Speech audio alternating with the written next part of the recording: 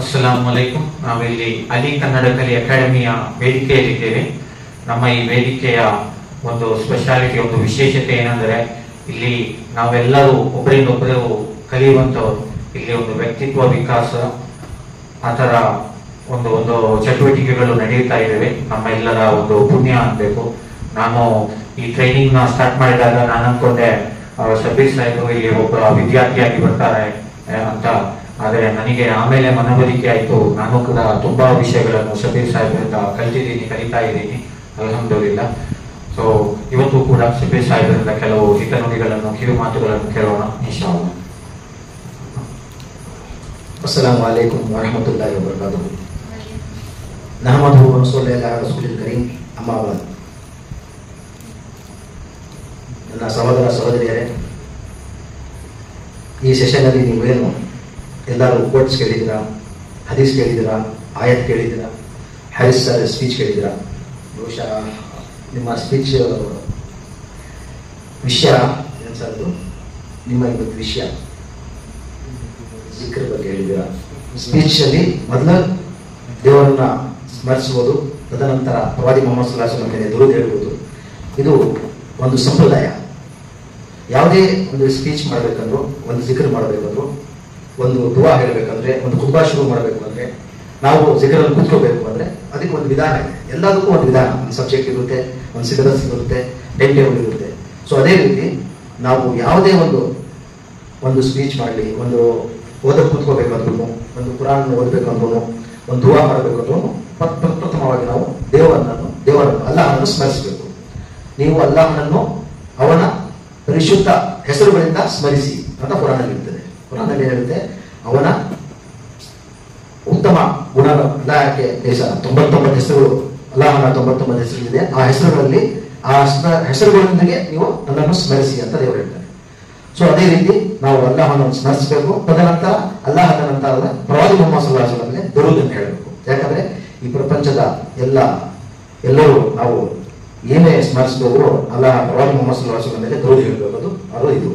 ಆಮೇಲೆ ನಾವು ಏನ್ ಕೇಳಿದ್ರು ದೇವರ ಹತ್ರನೇ ಕೇಳಬೇಕು.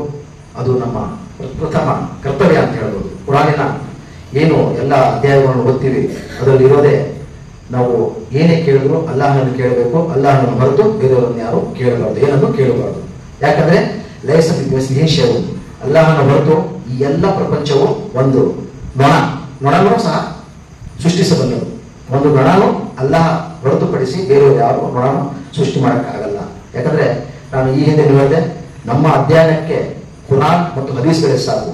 ಈ ಕುರಾನ್ ನಮಗೆ ಕಿಯಾಮತ್ ತನಕ ಏನೇನು ಎಲ್ಲ ಬರುತ್ತೋ ಅದಕ್ಕೆಲ್ಲ ಮುಡುಪಾಗಿ ಅಧ್ಯಯನಗಳನ್ನು, ಸಿಲೆಬಸ್ ಅನ್ನು ತೆರೆದಿದೆ. ನಾವು ಓದಕ್ಕೆ ಬರ್ತಾ ಇಲ್ಲ, ನಾವು ಓದ್ತಾ ಇಲ್ಲ ಅಷ್ಟೇ.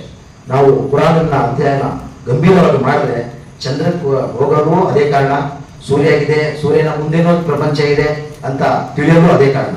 1400 ವರ್ಷಗಳ ಹಿಂದೆನೆ ಕುರಾನ್ ಅವತರಣ ಆದಾಗ ಎಷ್ಟು ಆಕಾಶಗಳಿದೆ, ಭೂಮಿಗಳಿದೆ, ಸೂರ್ಯ ಹೇಗಿದ್ದಾನೆ, ಚಂದ್ರ ಹೇಗೆ ತಿರುಗುತ್ತದೆ, ಭೂಮಿ ಹೇಗೆ ತಿರುಗುತ್ತದ ಅಂತ ಈ ಅಧ್ಯಯನಗಳೆಲ್ಲ ಕುರಾನಲ್ಲೇ ಬಂದಿದೆ. ಅದಕ್ಕೆ ನಾನು ನಿಮ್ಮ ಒಂದು ಕಿವಿ ಮಾತು ಹೇಳೋಕೆ ಇಷ್ಟಪಡ್ತೀನಿ. ನೀವೆಲ್ಲ, ನಾನು ಈ ಹಿಂದೆ ಹೇಳಿದ್ದೆ ಹಾಗೆ, ನಾನು ಇಲ್ಲಿ ಕಲಿಯಕ್ಕೆ ಬಂದಿದ್ದೀನಿ ಅಂತ. ನಾನು ಇಲ್ಲಿ ಕಲಿಯಕ್ಕೆ ಬಂದಿರೋದು, ನೀವು ಒಂಥರ ಮಕ್ಕಳು ಏನಿದ್ದೀರಾ ಅಂದ್ರೆ ಒಂದು ಹಸಿ ಗೋಡೆ ಇದ್ದಂಗೆ. ನಿಮ್ಗೆ ನಾವು ಏನು ಒಂದು ಕಲ್ಲಾಕಗಳು ಅದು ಅರ್ಥಕೊಡುತ್ತೆ. ನಿಮ್ಮಲ್ಲಿ ಕಲಿಯೋಕ್ ಶಕ್ತಿ ಇದೆ. ನಮ್ಮ ಏಜ್ ಬಾರ್ ಆಗ್ಬಿಟ್ಟಿದೆ. ನಾವು ಏನ್ ಕಲ್ತರು ಅಲ್ಲಿ ಅಲ್ಲಿ ಗೇಟ್ ಹತ್ರ ಬರೋತಂಗ ಬಂದ್ಮೇಲೆ ಮರ್ಕೊಂಡ್ಬಿಡ್ತೀವಿ, ಕಲಿಯೋಕ್ಕೂ ಆಗ್ತಾ ಇಲ್ಲ. ಸೊ ಅದಕ್ಕೆ ನಾವು ನಿಮ್ಗೆ ಹೇಳೋದೇನಂದ್ರೆ, ನೀವು ಕೋರ್ಟ್ಸ್ ಜ್ಞಾಪನ ಬರ್ಕೊಂಡು ಬರ್ತಿದ್ದೀರಾ, ಇದು ಮಾಡ್ಕೊಂಡು ಬರ್ತೀರಾ. ಸೊ ಅದಕ್ಕಿಂತ ಉತ್ತಮ ಕುರಾನ್ನ ಜ್ಞಾಪನ ಬರ್ಕೋಬೇಕು. ಕುರಾನ್ನ ಆಯತ್ತುಗಳನ್ನ ಜ್ಞಾಪಿಸ್ಕೊಳ್ಳಿ, ಹದೀಸ್ನ ಜ್ಞಾಪಿಸ್ಕೊಳ್ಳಿ. ನಾವು ದಿನನಿತ್ಯ ನಮ್ಮ ಕುರಾನ್, ನಾವು ಏನು ನಮ್ಮ ನಮಾಜ್ನಲ್ಲಿ ಕುರಾನ್ ಓದ್ತೀವೋ, ಸಣ್ಣ ಸಣ್ಣ ಸೂರಗಳು ಓದ್ತೀವೋ, ಅದರಲ್ಲಿ ಬರುವಂತಹ ದುಆಗಳು ಅದನ್ನೇ ಇಲ್ಲಿ ಬಂದು ರಿಪೀಟ್ ಮಾಡಿ. ಅಲ್ಲಿ ಏನಾಗುತ್ತೆ ಅದರಲ್ಲಿ ಅಂದ್ರೆ, ನಾವು ಕಲ್ತಂಗ ಆಗುತ್ತೆ, ನೀವು ರಿಪೀಟ್ ಆಗುತ್ತೆ, ಪುಣ್ಯ ಆಗುತ್ತೆ. ಈ ಆಫರ್ ಇದ್ದಲ್ಲಿ ಅದು. ನಾವು ನಾವು ಮಾರ್ಕೆಟ್ ಹೋಗಿ ಆಫರ್ ಬಂದಾಗ ಏನ್ ತಗೊಳ್ತೀವಿ? ನಮಗೆ ಅನುಕೂಲ ಆದಂತಹ, ನಮಗೆ ಮನೆಗೆ ಏನ್ ಬೇಕೋ ಅದು ಮಾತ್ರ ತಗೊಳ್ತೀವಿ. ಪಕ್ಕದ ಮನೆಯವ್ರಿಗೆ ಏನ್ ಬೇಕೋ, ನಮ್ಮ ಸಂಜೆ ಬೀದಿಯವ್ರಿಗೆ ಏನ್ ಬೇಕೋ, ನಮ್ಮ ಊರವ್ರಿಗೆ ಏನ್ ತಗೊಳ್ತೀವ? ಇಲ್ಲ, ಫಸ್ಟ್ ನಮಗೆ ಏನ್ ಬೇಕೋ, ನಮ್ಗೆ ಏನೇನು ಸಿಗುತ್ತೋ ಬೇಗ ಎತ್ಕೊಬಿಡ್ತೀವಿ. ಯಾಕಂದ್ರೆ ಬೇರೆ ಎತ್ಕೊಬಿಡ್ತಾರೆ ಅಂತ. ಸೊ ಅದಕ್ಕೆ ನಮ್ಗೆ ಪುಣ್ಯ ಸಿಗೋದು ಕುರಾನ್ ಓದೋದ್ರಲ್ಲಿ. ಸೊ ನಾವು ಏನ್ ಕೋರ್ಸ್ ಹೇಳ್ತೀವೋ ಎಲ್ಲ ಬೇಕು. ಜ್ಞಾನ ಯಾರಪ್ಪೂ ಸೊತ್ತಲ್ಲ.